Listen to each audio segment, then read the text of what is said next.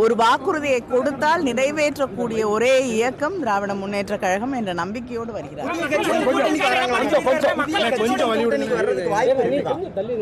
நிச்சயமா புதிய கட்சிகள் வருவதற்கு வாய்ப்பு இருக்கு.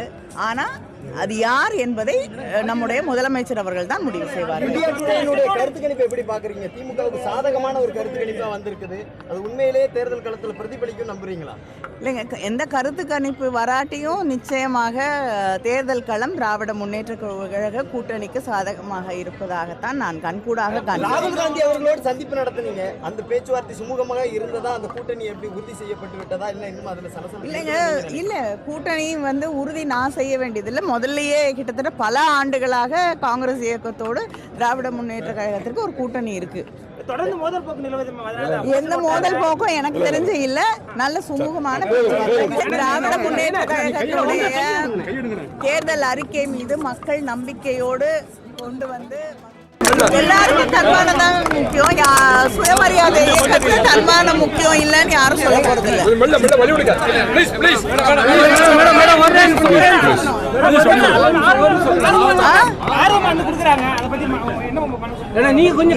திராவிட முன்னேற்ற கழகத்தினுடைய தேர்தல் அறிக்கை மீது மக்கள் நம்பிக்கையோடு கொண்டு வந்து மனுக்களை தருகிறார்கள். அவர்களுடைய கருத்துக்களை எங்களோடு பகிர்ந்து கொள்கிறார்கள். அடுத்து ஆட்சி அமைக்கப் போவது திராவிட முன்னேற்ற கழக ஆட்சி என்ற நம்பிக்கையோடு மக்கள் வருகிறார்கள் என்பதை இது தெளிவாக காட்டுகிறது. அது மட்டுமில்லாமல் ஒரு வாக்குறுதியை கொடுத்தால் நிறைவேற்றக்கூடிய ஒரே இயக்கம் திராவிட முன்னேற்ற கழகம் என்ற நம்பிக்கையோடு வருகிறார்.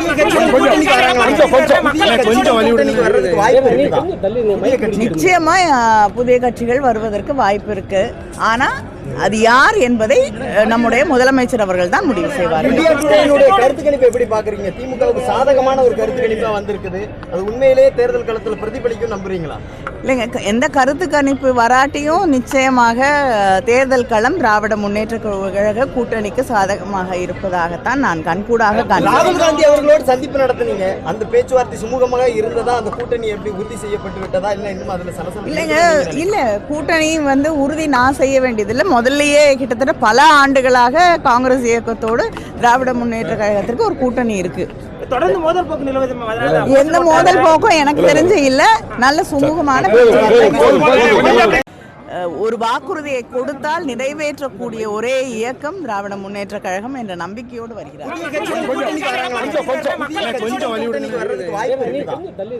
நிச்சயமா புதிய கட்சிகள் வருவதற்கு வாய்ப்பு இருக்கு.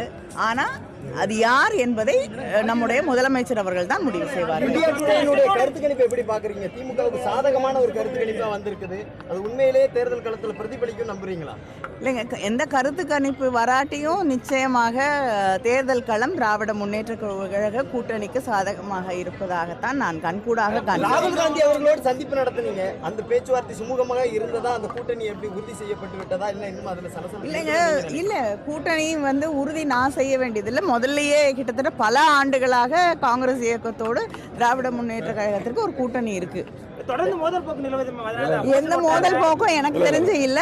நல்ல சுமூகமான பேச்சுவார்த்தை. திராவிட முன்னேற்ற கழகத்தினுடைய தேர்தல் அறிக்கை மீது மக்கள் நம்பிக்கையோடு கொண்டு வந்து